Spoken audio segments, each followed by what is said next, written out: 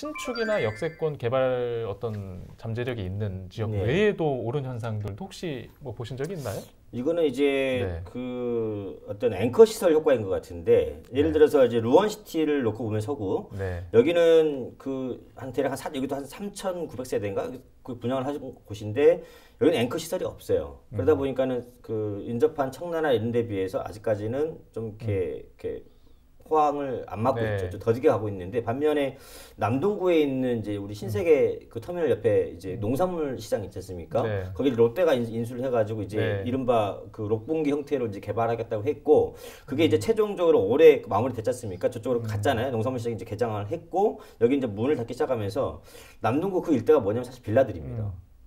대부분 아파트가 없거든요. 그 앞쪽에 보면은 거기에 빌라들이 상승하기 시작했어요. 그리고 거기에 이제 이른바 그 뭐라 그러죠? 이제 그 매입하려고 하는 사람들이 돌아다니기 시작했고. 그러니까 지금 매입하려고 하는 사람들이 돌아다닌다. 이제 이게 네. 참 투기 수요라는 얘기죠. 예.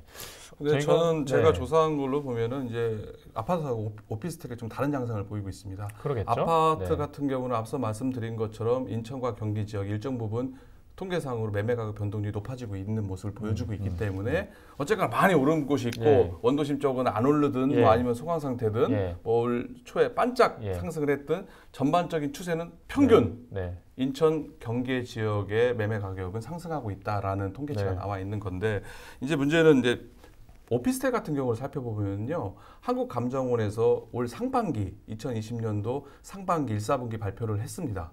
그랬는데 그 결과를 보니까 서울 같은 경우는 오피스텔이 반짝 상승을 합니다. 그래가지고 약 0.28% 정도 나홀로 상승을 네. 해요. 네. 하지만 수도권이죠. 같은 네. 경기 인천 같은 경우는 경기도 같은 경우는 마이너스 4.5%, 인천 네. 같은 경우는 마이너스 4.4%로 오피스텔 가격이 약세를 보이고 있다라고 이게 발표가 됐어요. 즉 수도권의 오피스텔 매매 동향은 매매 가격이 내림세로 네. 돌아섰다 볼 수가 있는 겁니다. 그 얘기는 오피스텔 가격이 지금 하락하고 있다라고 볼 수가 있는데요. 근데 이게 좀 유심히 살펴볼 게 인천의 오피스텔 매매 가격 변동률을 봤더니 2월 달은 마이너스였었는데 3월 달에 0.01%로 플러스로 이제 상승세로 전환이 된 겁니다. 또 그러면 거기서 바뀌었어요. 조짐이 오피스텔이 있는 거예요? 3월 달에. 네. 이거 이상하다. 왜 오피스텔 가격이 갑자기 3월 달에 떨어지고 있다가 수도권에서 인천만 유독 올랐지? 한국감정원에서 그러는 거예요. 이게 올라간 게 아니라 청라, 영종 같은 지역에 네. 이제 개발 호재가 있으면서 네. 오피스텔 가격이 상승하면서 이 폭을 줄였다, 감소폭을 좀 줄였다 얘기를 한 건데요. 어쨌거나 인천 지역의 오피스텔이 지금 대규모로 유입이 되면서 계속 오피스텔은 떨어지고 있다. 결국 일본 기존에 지금 여기 다 어디예요? 신도시잖아요. 청라, 영종 네. 이런 데 같은 경우만 반짝 상승해서 하락폭을 줄일 뿐이지 그 기존에 있는 원도심에 있는 오피스텔 어떻겠습니까? 네.